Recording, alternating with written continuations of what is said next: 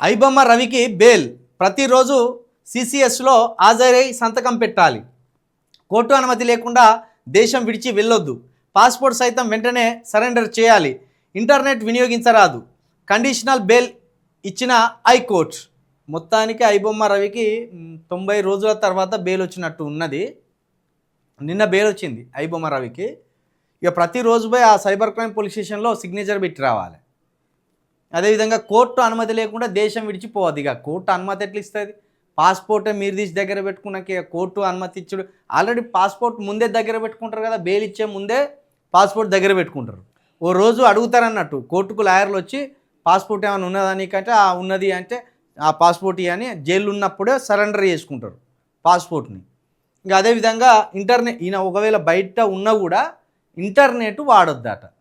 అంటే ఒకవేళ cell phone కూడా వాడొద్దు అన్నట్టేనా మరి? ఎందుకంటే స్మార్ట్ ఫోన్లో మరి ఇంటర్నెట్ ఉంటుంది, ఆ సౌకర్యం అంతా ఉంటుంది. అంటే స్మార్ట్ ఫోన్ కూడా వాడొద్దని కండిషన్ పెట్టినట్టే. ఇక ప్రతిరోజు అంటే మరి కొన్ని రోజులు ఇస్తారు, 1 నెల రోజుల, 2 నెలల, 3 నెలల, ప్రతిరోజు పోయి సిగ్నేచర్ పెట్టాలనేది కోర్టు కండిషన్స్ ఇస్తుంది. కొన్నిసార్లు బయటకు వచ్చినాక సైబర్ క్రైమ్లో ఉన్న ఆ పెద్దలు కావచ్చు, ఆ పోలీస్ డిపార్ట్మెంట్లో ఉన్న ఆఫీసర్స్ కావచ్చు, కొంత వెసులుబాటు కల్పిస్తారు. ఎందుకంటే ప్రతిరోజు వచ్చి సిగ్నేచర్ పెట్టాలంటే ఇక పని మొత్తం పోట్టుకున్నట్టే కదా.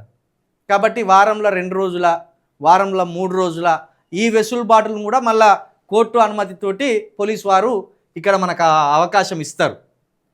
ఇక అదేవిధంగా దేశం విడిచి వెళ్ళిపోయే అవకాశం అయితే లేదు ఎట్టి పరిస్థితుల్లో.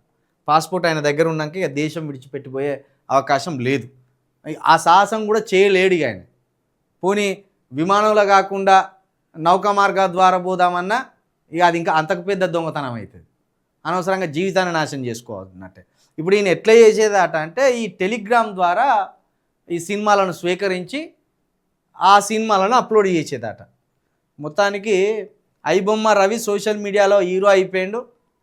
అన్నీ వచ్చి ఆయనకు పోలీస్ డిపార్ట్మెంట్లో జాబ్ ఇస్తారనేది అంతా వచ్చిదే. వీళ్ళు పేపర్లు సృష్టించిన ఓ డ్రామా అదంతా.